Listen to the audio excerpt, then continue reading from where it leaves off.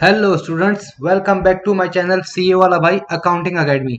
तो आज हम अपनी क्लास स्टार्ट करते हैं डेप्रिसिएशन से। डेप्रिसिएशन एक बहुत इंपॉर्टेंट चैप्टर है आपके सिलेबस का और ये इससे क्वेश्चंस तो आता ही आता है। अच्छा, तो डेप्रिसिएशन क्या होता है? इस आज की क्लास में हम ये देखेंगे कि डेप्रिसिएशन क्या होता है, इसकी कितनी टाइप्स होती हैं, ये किन किन एसेट्स पे लगता है और इसके कितने मेथड होते हैं कैलकुलेट करने के लिए। तो सिंपल ज़बान में अगर समझा जाए डेप्रिसिएशन क्या है, तो डेप्रिसिएशन का मतलब है किसी भी एसेट की वैल्यू में डिक्रीज आना। नहीं समझ आई? कोई बात नहीं, हम एक एग्जांपल लेके चलते हैं। फॉर एग्जांपल, आपने खरीदी ये कार, ये बहुत प्यारी फरारी कार है, आपने ये परचेज की और इंशाल्लाह एक दिन आप परचेज करेंगे। इसकी कॉस्ट है 1 लाख रुपए, ठीक है। और जिस दिन आपने ये गाड़ी खरीदी 1 लाख की, आपने ये सोचा या आप जिस कंपनी ने गाड़ी आपको दी उसने बोला भाई ये गाड़ी जो हम बनाते हैं ये 5 साल तक चलती है। तो गाड़ी की कीमत होगी 1 लाख रुपए और उसकी लाइफ होगी 5 साल।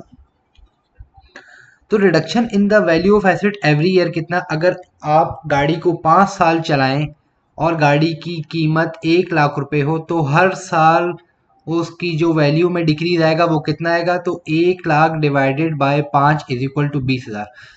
आपने क्या किया? आपने कॉस्ट को यूजफुल लाइफ से डिवाइड कर दिया कि आपने गाड़ी ली 1 लाख की, उसकी लाइफ थी 5 साल। तो 1 साल जब गाड़ी आपकी चलेगी तो उस पर कितना खर्चा आपकी गाड़ी पे आ जाएगा या आपकी गाड़ी की वैल्यू कितने अमाउंट से कम हो जाएगी? वो 20,000। पहले साल भी 20,000 से कम हो जाएगी, दूसरे साल भी 20,000 से कम हो जाएगी, तीसरे साल भी 20,000 से, चौथे साल भी 20,000 से और पांचवें साल भी 20,000 से।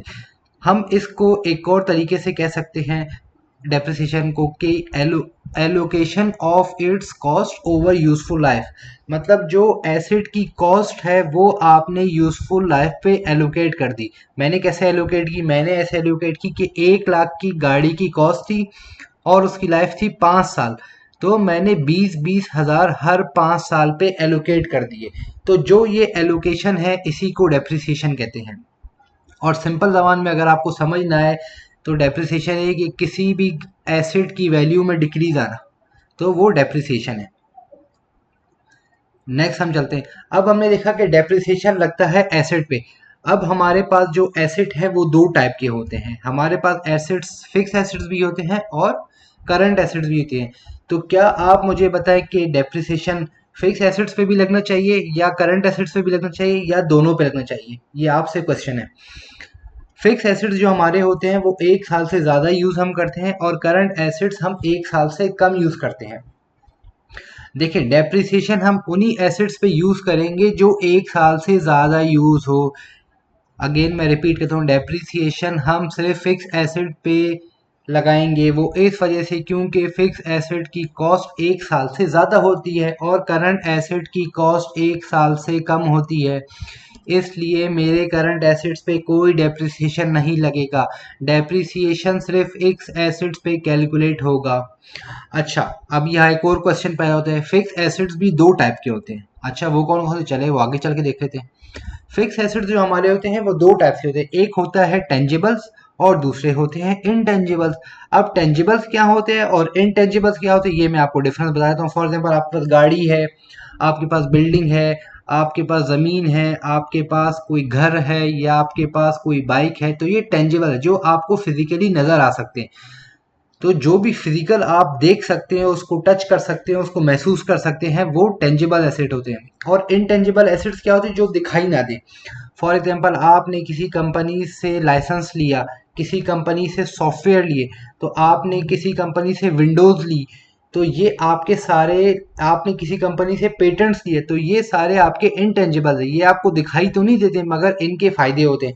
अब अगेन वही सवाल, हमारा डेप्रिसिएशन किस पे कैलकुलेट होगा? क्या फिक्स एसेट्स पे तो कैलकुलेट होगा ही होगा, क्या टेंजिबल पे कैलकुलेट होगा, क्या इंटेंजिबल्स पे कैलकुलेट होगा और क्या दोनों पे कैलकुलेट होगा?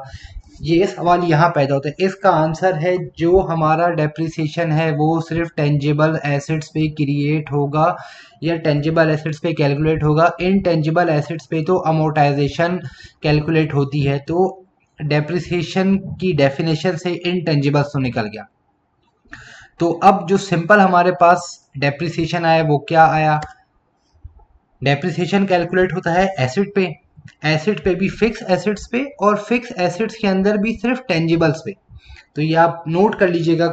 मे बी आपको सवाल में वो एग्जामिनर आपसे पूछे कि यार एसिड्स है, एसिड्स के अंदर फिक्स एसिड्स है और फिक्स एसिड के अंदर इनटेंजिबल है, कोई एमसीक्यूज आपसे बना के पूछ ले या कुछ भी पूछ ले, तो आप इस बात का ध्यान रखिएगा कि डेप्रिसिएशन जो है वो सिर्फ एसिड्स पे कैलकुलेट होता है,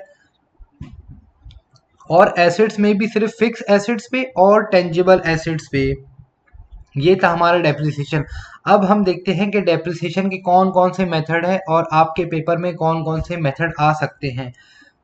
तो बेसिकली हमारे पास डेप्रिसिएशन के 4 मेथड हैं। नंबर 1 कौन सा है, स्ट्रेट लाइन मेथड। नंबर 2 कौन सा है, यूनिट ऑफ प्रोडक्शन मेथड।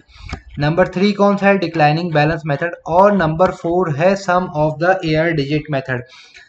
ये सारे मेथड हम इंशाल्लाह आगे आने वाली क्लासेस पढ़ेंगे, मगर अभी आपको ये बताना बहुत इंपॉर्टेंट है कि आपका इन मेथड में से जो एग्जामिनर ज़्यादा सवाल पूछता है वो sum of the year digit method पूछता है और डिक्लाइनिंग बैलेंस मेथड पूछता है।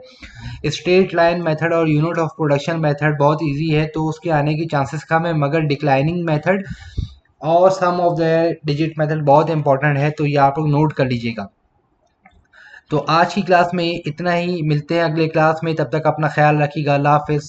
और हाँ, एक बात यहाँ बताना बहुत ज़रूरी कि आप जो ना मेरा चैनल सब्सक्राइब और लाइक कर लीजिएगा, और अगर मेरी वीडियो आपको अच्छी लगे और पसंद है तो ज़रूर लाइक और सब्सक्राइब कीजिएगा।